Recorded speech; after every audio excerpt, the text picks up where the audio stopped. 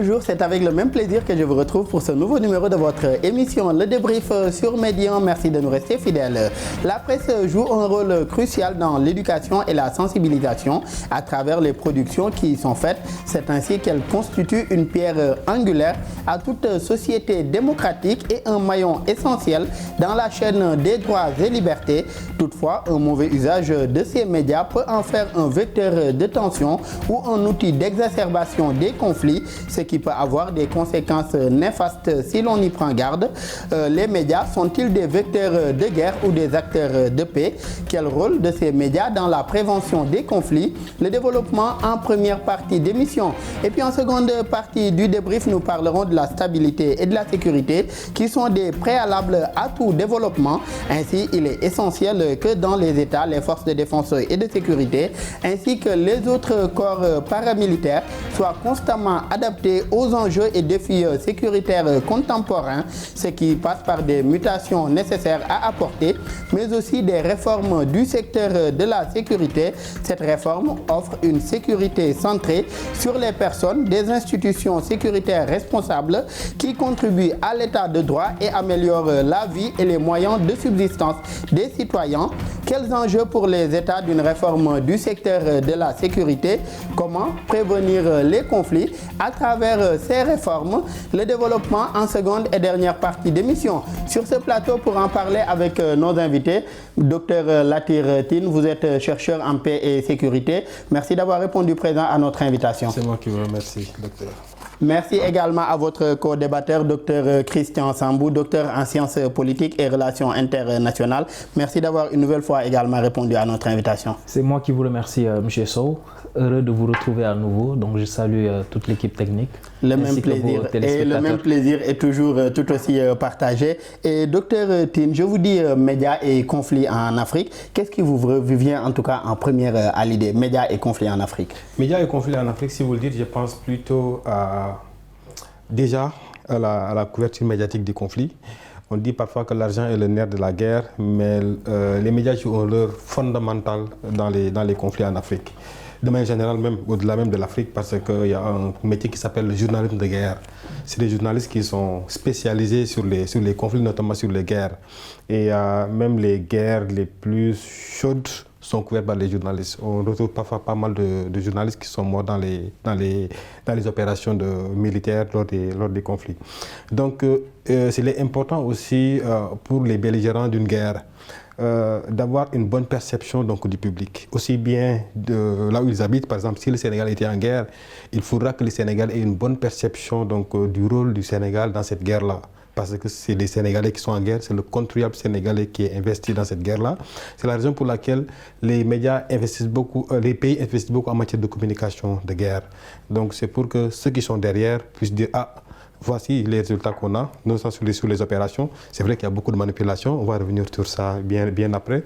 Mais en tout cas, cette perception-là que les gens ont du conflit font que les États investissent beaucoup dans la communication lors des guerres. Maintenant, au-delà même de ce reportage-là, il y a un rôle fondamental que les médias jouent dans les conflits. Parce que les communications même qu'on fait lors des conflits peuvent soit atténuer, soit exacerber la violence. Donc ça dépend maintenant du posture de chaque journaliste et de son média aussi. C'est vrai qu'il y a chaque média aussi a sa posture aussi dans un conflit. En temps de conflit, il y a également dans notre jargon ce qu'on appelle le journalisme de guerre et le journalisme de paix. Le journalisme de guerre, c'est cette forme de journalisme-là qui contribue à souvent mettre l'accent sur ce qui promeut en tout cas cette guerre ou bien à mettre l'accent en tout cas sur la guerre, les conséquences et tout. Le journalisme de paix, par contre, c'est un journalisme qui propose plutôt des solutions allant vers le sens de la paix plutôt que de chaque fois en tout cas amplifier les conséquences de cette guerre-là. C'est là où maintenant que se pose le problème entre donner l'information et aussi voir quelle est la portée que peut avoir mon information. Par exemple, il s'est passé plusieurs fois où il y a des coupures d'Internet au Sénégal, où des journalistes ont été censurés. Il y a même des licences de journalistes, de médias qui ont été retirées parce qu'ils ont dit qu'ils ont un peu participé à exacerber la violence lors de la crise post-électorale au Sénégal. Maintenant, c'est là où vient maintenant la notion de est-ce que le journalisme doit communiquer donner n'importe quelle communication, il suffit parce que c'est le droit à la communication. Est-ce que, par exemple, le citoyen qui a droit à l'information doit avoir la bonne information, quel que soit maintenant l'effet que cette information puisse avoir. Et maintenant, de l'autre côté aussi, est-ce que le droit doit filtrer l'information pour donner l'information qui consiste maintenant à favoriser la paix? Donc le droit à l'accès à l'information et le droit du public à l'information. Exactement. C'est maintenant là où ce problème se pose, parce que le journaliste dira que c'est pas moi qui crée la violence. Je ne fais que reporter les faits qui sont sur le terrain. Donc, je ne joue aucun rôle sur ce qui se passe sur le terrain. Mais ce qui s'est passé lors des délestages du temps de Makebad, c'était vers les années 2008-2009. Ce qui s'était passé, c'est que quand les jeunes manifestaient et que les médias disaient que tel quartier a manifesté, d'autres quartiers aussi se levaient pour manifester. Et cela a maintenant amplifié les manifestations et la violence aussi. Et ça, les médias ont joué un rôle très important aussi dans l'exacerbation de cette violence aussi. Ça aussi, c'est un fait qui est avéré. On reste sur ce point. Vous avez donné l'exemple du Sénégal et de la période préélectorale, les élections de mars 2024, comment des médias ont contribué à exacerber ou bien à amplifier les tensions sur le terrain. Selon vous, docteur Sambou, qu'est-ce qui peut justifier aujourd'hui que des médias puissent servir de canon pour véhiculer en tout cas de la violence ou de la haine, au point en tout cas d'amplifier des conflits ou bien même d'exacerber des conflits, des tensions communautaires? Alors, qu'on soit dans le cadre de conflits armés, donc de guerre entre des groupes armés, ou dans le cadre de conflits politiques, dans ces deux cadres-là, les médias auront tendance à jouer un rôle crucial, que ce soit dans l'amont en fait de ces phénomènes belliqueux, conflictuels, dans le pendant ou dans l'aval. Par exemple, un média ou des médias en fait peuvent être utilisés, donc là de manière négative aussi, pour légitimer tout à fait une violence dans le cadre de conflits politiques. C'est-à-dire faire accepter à une opinion publique ce qui n'est pas considéré comme acceptable. Dans le cadre d'une guerre, le fait d'agresser une nation, quand on prend aujourd'hui l'exemple de la Russie et de l'Ukraine, donc les médias ont joué un rôle important, que ce soit pour informer ou pour désinformer, parce que la guerre en soi... La radio-télévision Mille Collines également en 1994. Exactement, on va souvent penser au Rwanda, en fait, le rôle qu'a pu jouer en fait les radios des Mille Collines.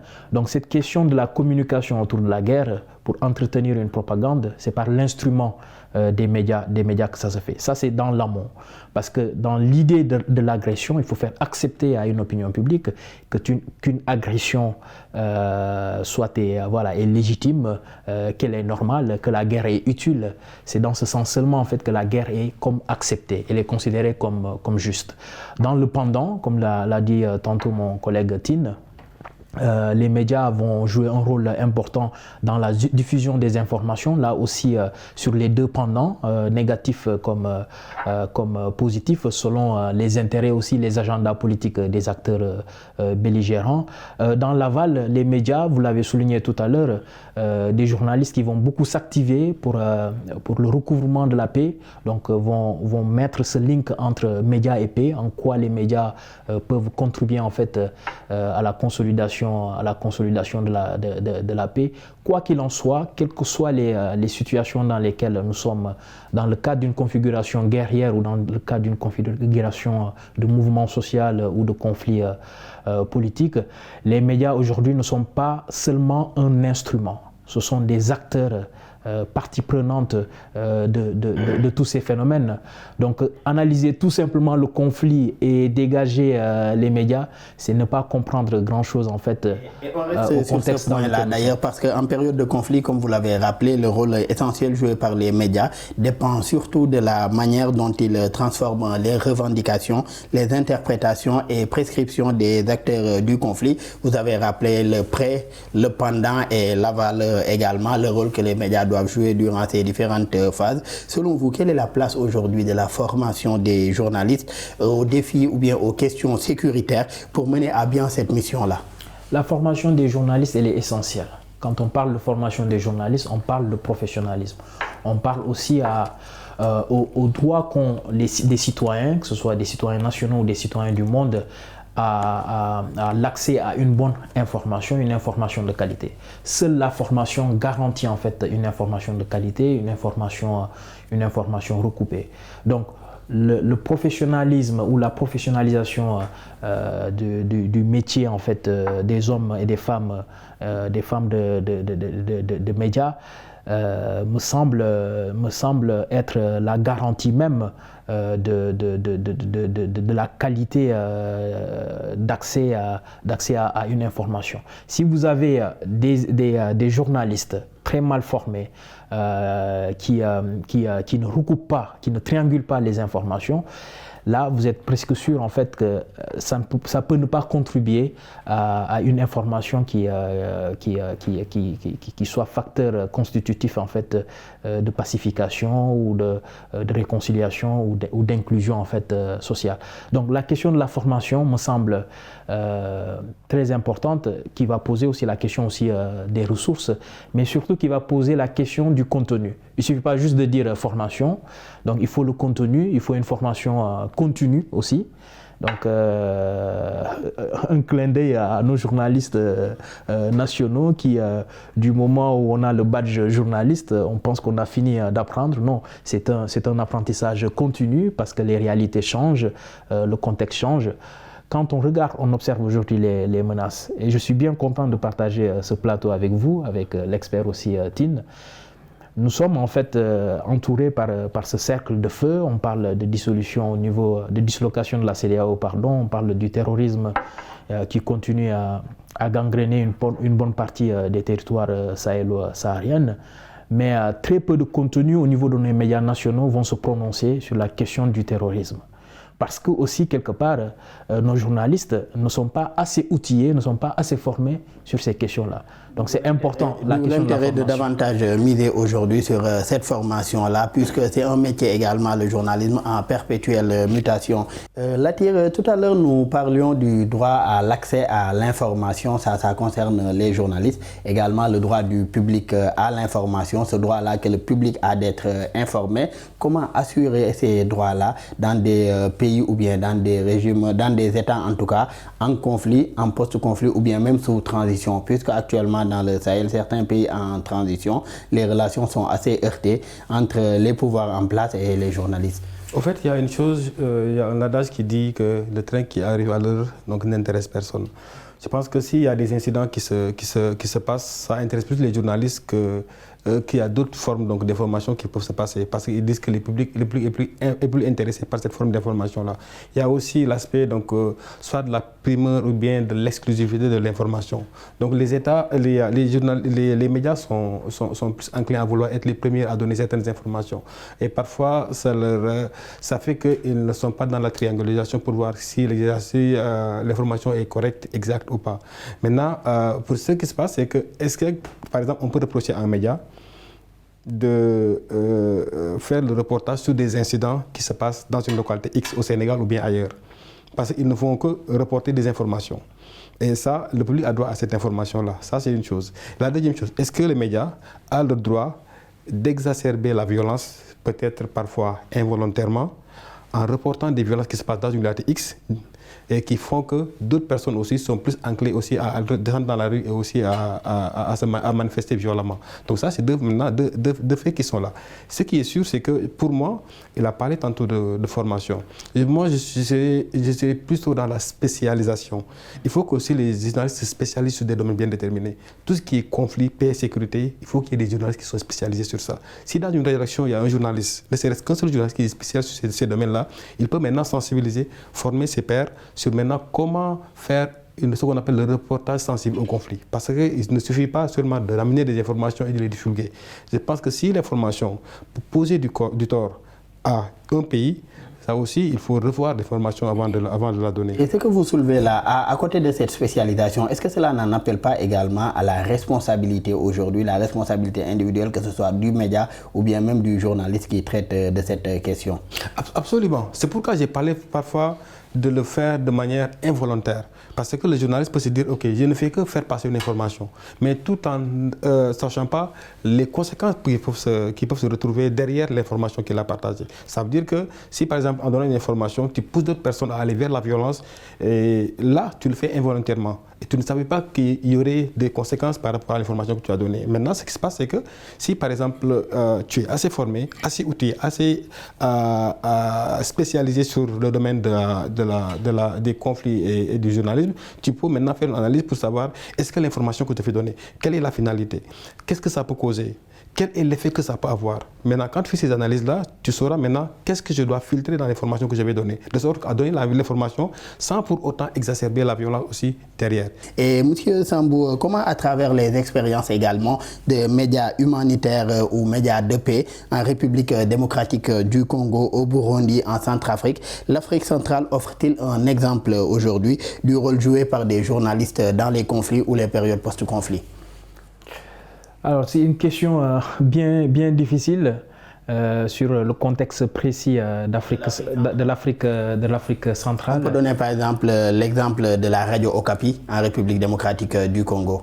Oui, alors, dans des contextes, je parlerai de manière générale parce que je ne maîtrise pas tellement la question de l'expérience de l'Afrique, des journalistes en Afrique centrale de manière beaucoup plus précise. Mais de manière générale, dans des contextes de guerre, il faut aussi soulever les aspects positifs. Ce que vont mettre en avant des journalistes qui ont été formés, qui ont été spécialisés, professionnels, c'est surtout aussi leur sens de la responsabilité. Le contexte de guerre a ceci de particulier en fait que l'information peut être utilisée pour même atteindre l'intégrité physique des personnes. Donc le sens de la responsabilité voudrait que dans l'information même, dans la diffusion de l'information, qu'on ne s'attache pas exclusivement à ce travail de journalisme qui consisterait à évoquer les faits, mais qu'il y ait de la responsabilité. Ça supposerait aussi qu'il y ait des filtres, qu'il y ait de l'autocensure par rapport à certaines informations. Par exemple, si une information devrait compromettre un renseignement national, donc que le journaliste puisse se positionner. Et donc en ce sens, le journalisme n'est pas tant que ça neutre. Le journaliste, il est engagé, soit pour un bord ou l'autre. Dans le contexte sénégalais, lors du conflit en Casamance, il y a eu de la part de beaucoup de journalistes en fait ce sens de la responsabilité, des journalistes qui avaient des informations qui pouvaient être compromettantes pour une partie ou pour l'autre, mais ont décidé en fait de ne pas les diffuser, de ne pas les garder.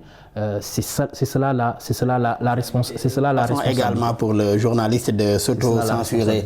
Et Latir, vous êtes d'ailleurs à Gorée Institute, le Centre pour la démocratie, le développement et la culture en Afrique. Vous avez un programme dénommé Consolidation de la paix et prévention des conflits, un programme à travers lequel également vous travaillez sur médias et prévention des conflits. Autant pour moi, qu'en est-il de ce projet médias et prévention des conflits? Oui, avant d'en venir donc au programme de Gorée Institute, je voulais juste mentionner aussi un aspect très important dans le journalisme, c'est les aspects liés aussi à la malinformation et à la désinformation. Je pense que dans tous les conflits, les belligérants ont leur journal, ont leurs médias qui travaillent pour eux. Donc c'est la raison pour laquelle parfois on n'a pas toujours la bonne information. Parce que, je prends l'exemple de la guerre en Ukraine, si vous vous basez sur les médias occidentaux, vous aurez toujours des informations qui sont favorables à l'Ukraine et défavorables à la Russie. Donc, et nous, en tant que Sénégalais, on est plus enclin à écouter les médias occidentaux, ce qui fait qu'on n'a pas une vision de l'autre côté. Parfois, ils sont dans la propagande. Parfois, ils sont dans la malinformation, la désinformation. Même parfois, il faut exprès de donner la mauvaise information pour un peu manipuler le public.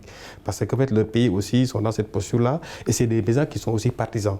Ça veut dire qu'ils ne sont pas là neutres, comme on pourrait le dire, mais c'est des médias aussi qui participent à la guerre, soit de l'un ou de l'autre, de l'une ou de l'autre côté, donc des belligérants. Ça aussi, c'est une réalité auquel sont confrontés maintenant les médias et qui pose maintenant un sérieux problème termes aussi à certaines analyses aussi qui se basent sur les médias, sur les informations qu'ils peuvent recueillir par-ci et là pour faire les analyses. Parce que ça aussi peut erroner aussi. Si les données sont erronées, parfois on peut passer aussi à côté des... Là aussi seront erronées. Et si l'on en revient au projet médias et prévention des conflits? Voilà, ça c'est un programme que nous avons qui rentre dans le programme Consolidation de la paix et prévention des conflits. Nous travaillons avec les médias, je pense que toi-même tu as eu à bénéficier d'une de nos formations.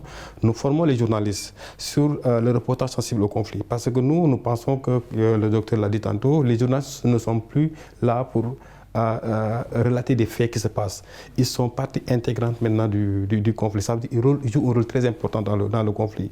Vous avez donné tout à l'heure l'exemple de la radio des Mille Collines qui a contribué à faire du Rwanda ce qu'il a été dans les années 94-95. Je pense qu'aujourd'hui, les médias doivent maintenant avoir une autre posture. Ça veut dire une posture qui vise à favoriser la paix, recueillir la bonne information de sorte que si tu la donnes, ça peut contribuer à promouvoir la paix dans la région ou dans le pays. C'est la raison pour laquelle nous, ce que nous faisons, nous formons des journalistes. Pas seulement les journalistes, nous allons au-delà des journalistes. Parce qu'il y a le phénomène des réseaux sociaux aujourd'hui. Donc c'est un phénomène qui est là, c'est des gens qui sont là, c'est la tire qui a son téléphone, qui a la connexion Internet et qui peut se connecter, partager n'importe quoi et dire n'importe quoi. Donc ça aussi c'est un fait qui est là.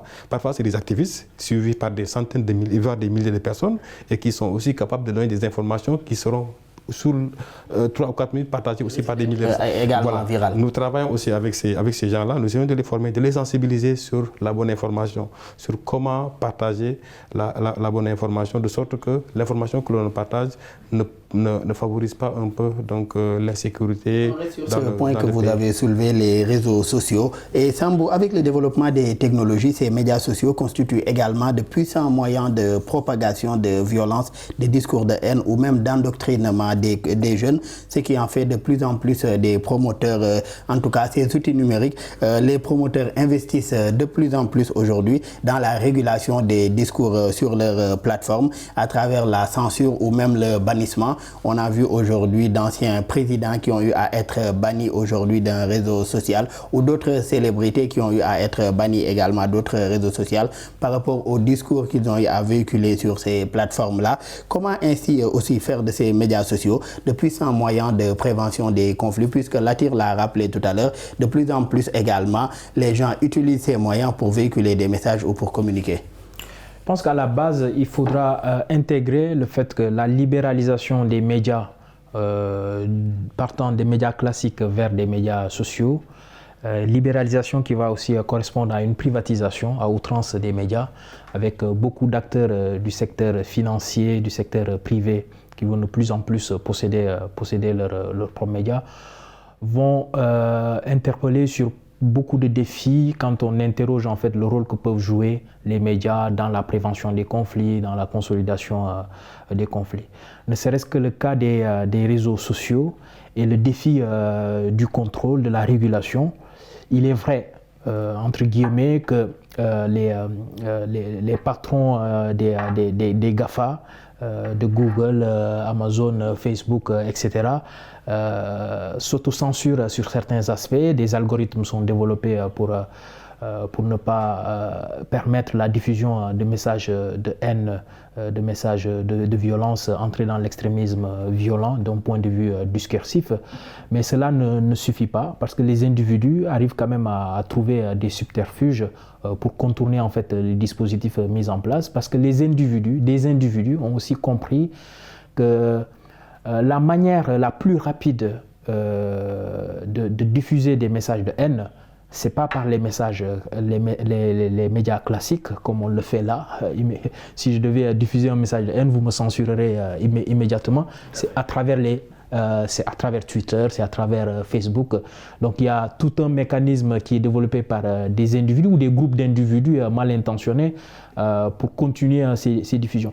Malheureusement, il faudra vivre avec ça. Donc l'autocensure de la part des patrons de ces de ces grands groupes ne suffira pas. C'est comme vous l'avez dit, l'autocensure ne suffira pas, d'où l'intérêt en tout cas de davantage arriver à cette éducation à l'usage de ces outils numériques-là pour éviter qu'elles soient en tout cas des moyens de propagation de la haine ou de la violence, mais plutôt en faire des moyens de prévention des conflits. Prévention des conflits, nous en parlerons également en seconde partie de l'émission Le Débrief, mais cette fois-ci, il sera question de parler de réforme du secteur de la sécurité et c'est tout de suite.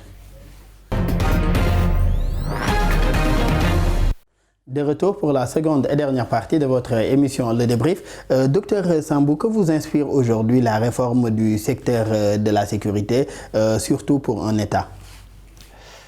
Alors, la réforme du secteur de la sécurité en forme abrégée RSS, est un processus qui peut s'avérer très complexe, qui va souvent chercher à restructurer, à améliorer en fait des institutions, mais aussi des acteurs, ça peut être des FDS, des systèmes judiciaires. Donc il y a souvent cette combinaison qui est faite entre droit, justice, mais aussi paix et sécurité, ce continuum, ce nexus, il est toujours là et ça va souvent viser principalement à renforcer l'état de droit, donc à renforcer la professionnalisation en fait des forces de sécurité et de défense. Ça va chercher aussi à intégrer dans les systèmes DDR, dans le cas des systèmes DDR, à intégrer des ex-combattants, mais surtout à répondre aussi à des besoins de sécurité des populations qui peuvent être disparates, selon des contextes socio-culturels.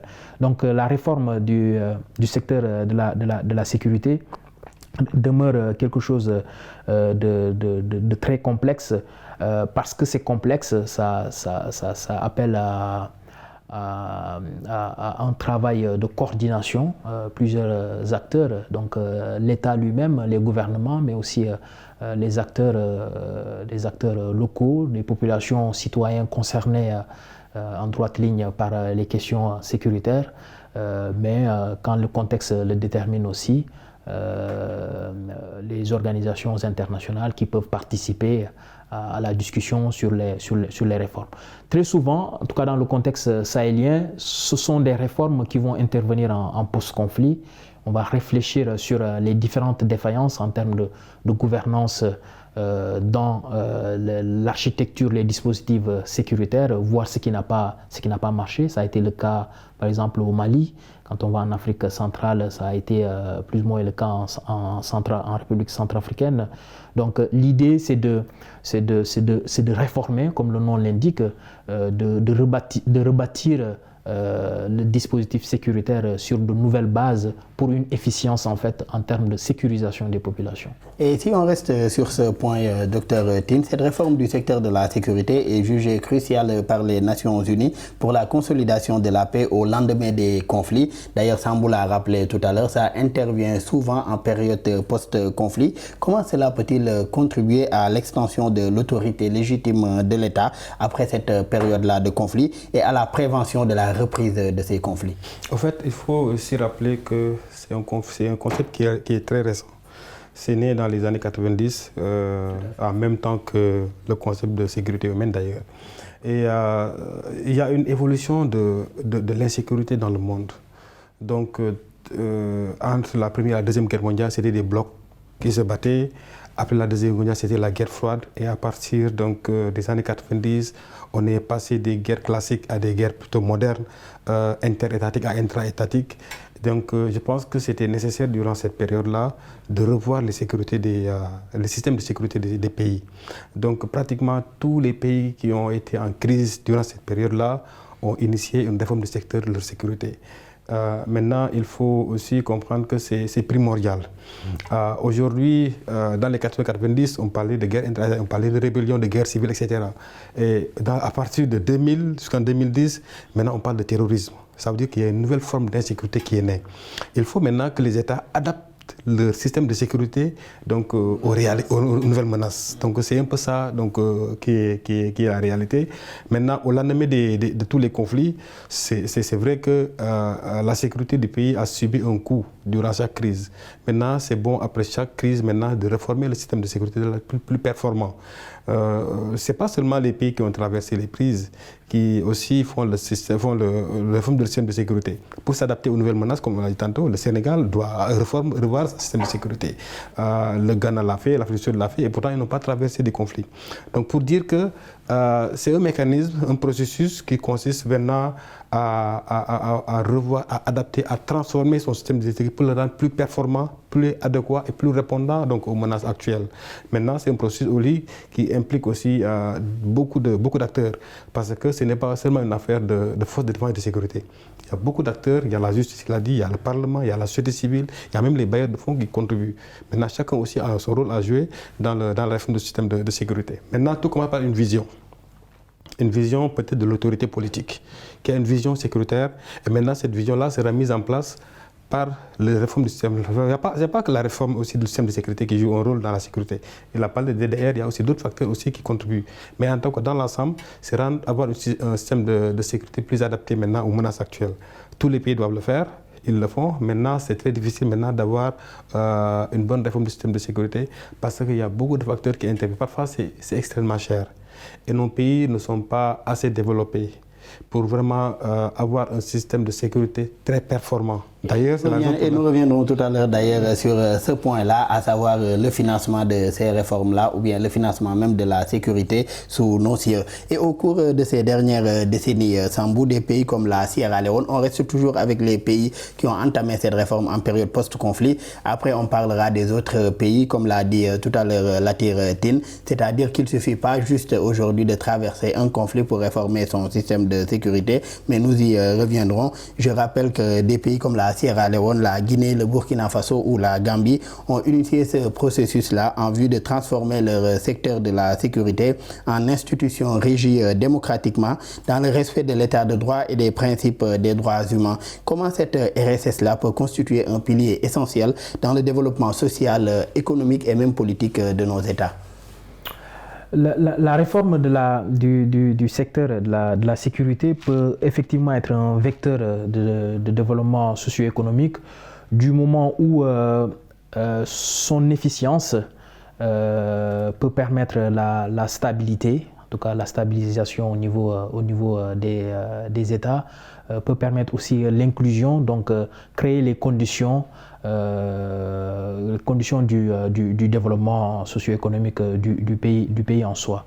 De manière beaucoup plus concrète et en partant des exemples que vous avez donnés, dans les années 90, avec la prolifération des guerres civiles, des conflits armés internes, comme l'a évoqué M. Tine, la plupart des États en Afrique, y compris aussi les organisations internationales, ont compris l'inadéquation en fait qu'il y avait dans la caractéristique qu'avaient nos forces armées, qui sont issues en fait d'un héritage colonial, donc qui avaient aussi une mission de protection de l'autorité politique, mais pas forcément de sécurisation des populations. En tout cas, cette mission était minime, et que la fragilisation des États avec les coups d'État dans ces parties-là, que ce soit Libéria, Sierra Leone, a conduit à une crise. Donc, une crise étant toujours une opportunité pour réfléchir à des réformes profondes. S'y ajoutent aussi des menaces nouvelles à partir de 2000, le terrorisme, mais aussi la question de la criminalité, etc. Donc le fait de prendre un temps de réflexion pour réformer le système sécuritaire, mais ne pas seulement s'atteler en fait aux forces de défense et de sécurité, mais y intégrer d'autres acteurs, y compris de la société civile, y compris des acteurs politiques, ça crée déjà les bases d'une réflexion sur la question de qui doit être sécurisé, quelle est la vision de la sécurité, comment on doit stabiliser en fait notre pays. Quand on observe aujourd'hui la Sierra Leone, le Libéria, plus de 20 ans après, on voit nettement les résultats, ça reste nuancé, hein, les résultats positifs que cette réforme... On reste sur l'exemple Sierra Leone que vous êtes en train d'aborder. Aujourd'hui, la Sierra Leone, après 11 ans de guerre civile, a entamé cette réforme-là du secteur de sécurité. Et après le retrait aujourd'hui de la mission des Nations Unies de maintien de la paix en Sierra Leone, cela a pu, en tout cas cette situation de paix a pu être consolidée grâce à cette réforme-là de leur secteur de sécurité que vous inspire aujourd'hui le modèle ou bien l'exemple Sierra Leone. Ce n'est pas un exemple parfait, comme Tine l'a dit, la réforme sécuritaire est très complexe. C'est quelque chose de perfectible en fait. Et c'est quelque chose qu'il faut, me semble-t-il, de manière très régulière, revoir, réviser, ne pas attendre en fait qu'on soit forcément en conflit. Même les États en situation de paix doivent revoir leur système. Du côté de la Sierra Leone, on peut dire qu'il y a des résultats, qu'il y a des acquis, parce que depuis lors, en tout cas, on a Ellen Johnson qui est arrivée, on est entré dans une forme de démocratisation des élections, voilà, une alternance démocratique. Ça, c'est à leur acquis.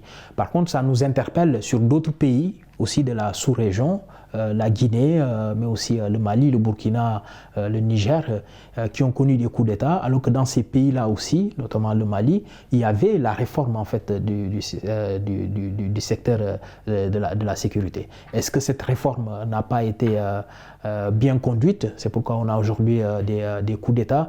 Ce sont autant de questions qu'on peut se poser, mais je partage votre idée comme quoi une réforme du secteur de la sécurité peut être un facteur en fait de développement. C'est parce que aussi cette RSS est d'abord un facteur de stabilisation, mais surtout que la RSS est un mécanisme très puissant de prévention en fait des conflits, dans le sens de on évite que des conflits réapparaissent.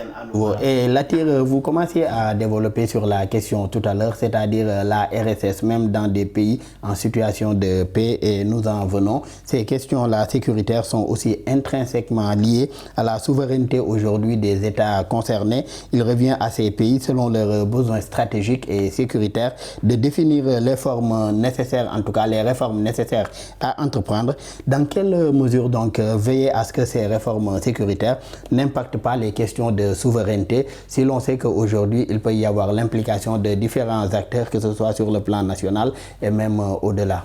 En fait, je disais tantôt qu'il y a beaucoup d'acteurs qui sont impliqués dans la réforme du secteur de sécurité, et le docteur Sambou l'a précisé aussi. Je pense que dans pratiquement toutes les réformes qu'on voit en Afrique, il y a la main donc, des bailleurs généralement occidentaux qui sont impliqués dans les réformes du système de sécurité. Et parfois, comme l'adage le dit, qui paye commande, parfois ils veulent être impliqués à des niveaux stratégiques, alors qu'ils sont là que pour appuyer parfois financièrement. Et puisqu'il appuie financièrement aussi, ils veulent être impliqués à un niveau plus élevé. Ça parfois pose problème. C'est juste au milieu. Réforme du secteur de la sécurité et respect de la souveraineté de ces États. Exactement. Il y a des pays qui l'ont expérimenté. Le Mali est en train de faire des réformes aujourd'hui qui ont avancé, tant bien que mal. Et parfois, ils se sont dit qu'il faut qu'on exprime tout ce qui est main étranger dans ce que nous faisons notre politique de réforme du système de sécurité. Et je pense que ça connaît des avancées. Parce que la réforme a été commencée il y a 10 ans. Des années plus tard, 5 ans, 6 ans, ils n'ont pas vu d'avancée spécifique parce que la France est toujours à un niveau stratégique même de la réforme du système de sécurité. Maintenant, depuis qu'ils sont débarrassés de la France, plus ou moins, donc il y a eu des avancées qu'on a connues. Donc j'ai été au Mali l'année dernière. J'ai travaillé avec des officiers haut gradés donc, de l'armée malienne qui nous ont fait une formation sur la réforme du système de sécurité niveau 2. Ça, c'est au niveau stratégique. Mais apparemment, ça a marché. Parce que en fait, la France était impliquée sur le plan financier parce qu'il appuyait financièrement et il voulait aussi impliquer au niveau stratégique. Et parfois aussi, il y a des intérêts cachés qui sont derrière. Je pense que parfois, c'est le souverainisme qui pose problème à ce moment-là. Il va falloir que maintenant chaque pays prenne ses responsabilités. Je pense que le premier financier d'un système de sécurité d'un pays doit être le pays lui-même. Mais si vous défendez à 90% de l'aide extérieure pour mener votre système de sécurité, le problème va se poser parce que ce point que vous êtes en train de soulever, la question du financement, réussir donc sa réforme du système de sécurité, ne nécessiterait-il pas aujourd'hui de revoir à la hausse ces budgets alloués à la sécurité dans nos États? C'est là où je voulais en venir. Maintenant, l'autre point, c'est que aujourd'hui, qu'est-ce qu'on assiste à des pays qui dépensent 20 à 25% de leur PIB dans l'armée. Donc maintenant, ce qui se pose, c'est qu'ils vont négliger parfois d'autres secteurs, la santé, l'éducation et d'autres secteurs qui sont primordiaux pour faire avancer donc l'économie du pays. C'est maintenant là où se trouve le défi. Comment est-ce que faire la balance pour avoir une bonne réforme du système de sécurité avec un financement qu'il faut et en même temps ne pas aussi négliger les autres secteurs qui sont des secteurs de développement importants pour un pays. Je pense que la volonté politique d'abord, elle est primordiale. Il faut que les politiques acceptent donc d'appuyer la réforme du système de sécurité d'un pays. Parce que la sécurité aussi n'a pas de prix, mais la sécurité a un coût. Il va falloir aussi les moyens qu'il faut pour sécuriser. Et je le disais tantôt, le tout militaire ne réussit pas toujours dans ce genre de situation-là. Il faut impliquer d'autres acteurs, comme la société civile, comme les médias, on en a parlé tantôt. Et il faut un peu aussi impliquer les parlements, la justice, pour que la réforme soit une réussite. Maintenant, les autres aspects qu'on pourrait plus ou moins mal contrôler, c'est des acteurs qui sont là et qui ont été dans le conflit, impliqués dans le conflit. Maintenant, en période post-conflit, dans la réforme, on va les impliquer de manière ou d'une autre. Soit c'est des militaires qui ont déserté pour rejoindre l'autre camp, ou bien soit c'est des rebelles ou terroristes à qui maintenant on veut impliquer, réinsérer dans la société. Maintenant, ça, c'est des facteurs aussi qui rendent beaucoup plus complexe encore donc la réforme du système de sécurité en période post-conflit. L'implication des différents acteurs, Dr Sambou, comment des organismes comme ceux régionaux, l'Union africaine ou même les partenaires internationaux pourraient accompagner aujourd'hui ces réformes du secteur de sécurité sans pour autant que la question de la souveraineté des États concernés ne soit remise en cause? Donc, je reviens donc sur la question de la souveraineté et puis je réponds en même temps à votre question.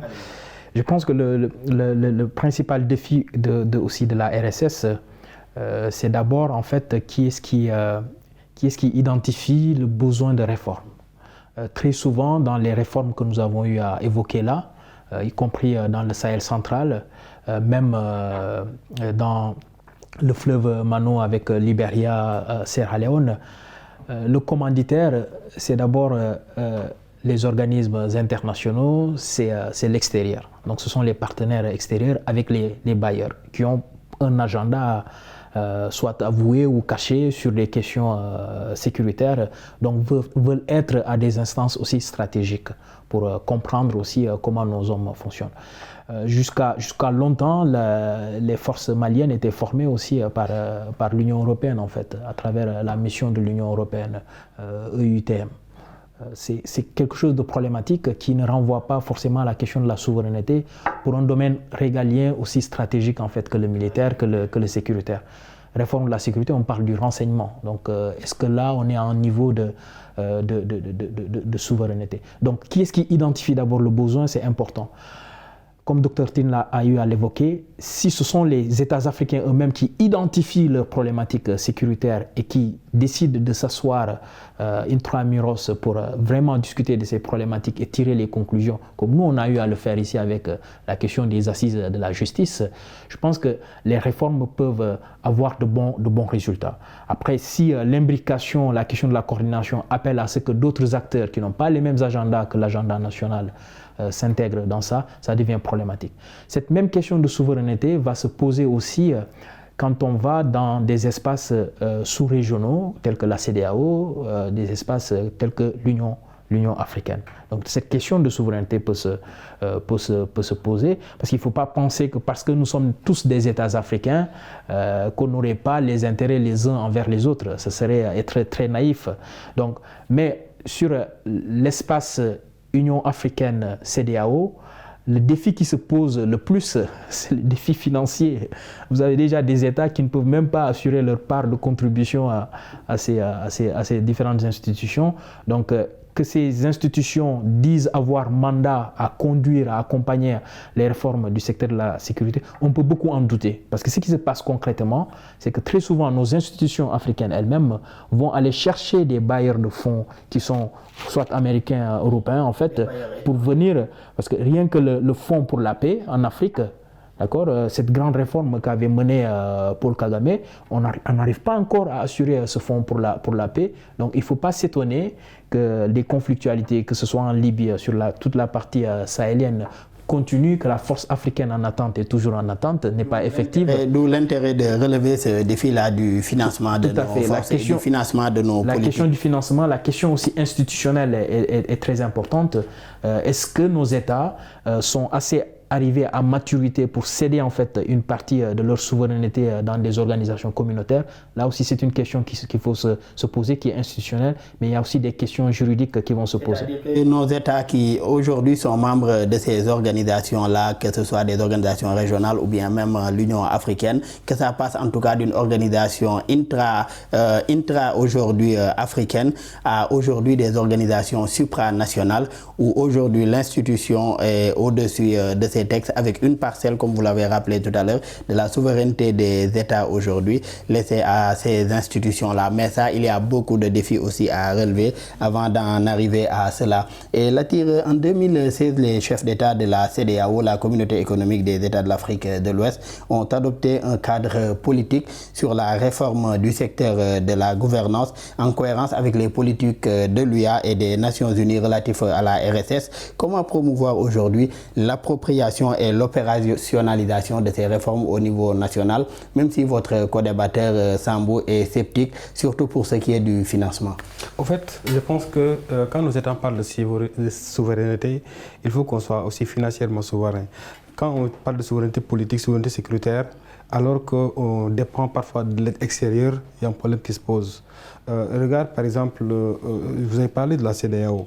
La dernière intervention qui a été une réussite par la CEDEAO, c'était en Gambie en 2017. C'était financé par l'Union européenne à hauteur de 20 millions d'euros. Je pense qu'il va falloir aussi que nos États soient en mesure d'assurer leur propre sécurité sur le plan financier d'abord, avant de vouloir, sur le plan politique et autres, réclamer la souveraineté. La CEDEAO a de bons textes. Ça, je le dis tantôt, même si les textes ne sont pas parfaits. Maintenant, c'est l'application qui pose. La politique de la CEDEAO, pour moi, la CEDEAO n'a pas un problème. Le problème, c'est ce qu'ils disent la CEDEAO. Mais la CEDEAO en tant que telle, ce n'est pas la CEDEAO qui a un problème. Même avec le problème avec les États de l'AES aujourd'hui, pour moi, ce n'est pas la CEDEAO, mais c'est la manière dont la CEDEAO est gérée qui pose problème aujourd'hui. Maintenant, les réformes en matière de gouvernance qui ont été initiées évidemment par la CEDEAO, mais qui ne répondent pas parfois aux besoins spécifiques de certains pays, posent problème. Je pense que pour l'organisation régionale de faire ça mieux également. Exactement. Je pense qu'il y a aussi une approche inclusive et participative qui doit être mise en œuvre. Aujourd'hui, les besoins du Sénégal en matière de sécurité ne sont pas les mêmes que les besoins de la Mauritanie, de la Gambie, de la Sierra Leone et de notre pays X. Donc il va falloir maintenant que chaque pays a ses propres défis sécuritaires. Même si certains pays partagent les mêmes défis, comme les pays de l'AES, ils le disent, spécifiquement, le Burkina n'a pas les mêmes besoins que le Mali et le Niger, ça on le sait. Maintenant, il va falloir si on veut avoir une réforme globale qui englobe un certain nombre de pays, le problème qui va se poser, c'est que l'approche qu'on va utiliser pour le pays X est différente de la maintenant, c'est ça qui pose le problème maintenant pour l'opérationnalité maintenant de cette réforme-là. Je pense que tenir compte donc des spécificités de chaque pays pour réussir à bien cette réforme. Exactement. Pour moi, une réforme ne peut pas être globale, ce n'est pas possible. Tout à fait. Parce que chaque pays a ses besoins spécifiques en matière de réforme. Maintenant, c'est après analyse qu'on va maintenant mesurer. C'est important aujourd'hui pour arriver à savoir quels sont aujourd'hui les nécessaires, quels sont en tout cas les besoins nécessaires de ces pays-là en termes de sécurité ou en termes de réforme par rapport à ce domaine-là. Et dans le cadre du maintien et de la consolidation de la paix et du développement, l'ONU s'est dotée de la résolution 2553 adoptée en 2020, la résolution 2151 également de 2014 du Conseil de sécurité et la note d'orientation technique intégrée 2012 sur la réforme du secteur de la sécurité. Mais est-ce qu'une réforme du Conseil de paix et de sécurité des Nations Unies ne serait pas en tout cas un bon début aujourd'hui pour arriver à une meilleure gouvernance de la sécurité? Je pense que c'est une des réformes les plus importantes qui est demandée par beaucoup d'États africains, mais au-delà, des États aussi asiatiques, que le système du Conseil de sécurité soit réformé, qu'au-delà des 5 membres permanents, en fait, qu'on élargisse et qu'on intègre en fait des États africains. Ça pourrait changer complètement la prise en compte de certains dossiers sécuritaires. sur l'agenda aussi des résolutions sécuritaires, l'Afrique pourrait prendre une bonne place. Comment pouvez-vous comprendre, M. Sow, que la crise en Ukraine aujourd'hui prenne beaucoup plus d'importance en fait que la crise sahélienne qui a duré en fait bientôt ça a duré plus d'une décennie, d'accord? Ça prenne plus de place en termes discursifs, en termes de traitement médiatique, mais aussi en termes financiers, en termes d'engagement de la communauté internationale, parce que tout simplement, l'instance chargée de gérer ces questions, en fait, est exclusif. Et cela revient à la question des intérêts et des enjeux. Selon vous, quel enjeu d'une réforme du secteur de la sécurité?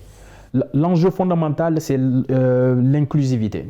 Donc il faudrait on ne parle pas de disparition en fait de ce système, on parle tout simplement d'ouverture de ce système à d'autres États, notamment l'intégration en fait d'un État représentant en fait de l'Afrique, ou tout simplement l'intégration de l'Union africaine qui pourrait être le représentant de tous les autres États.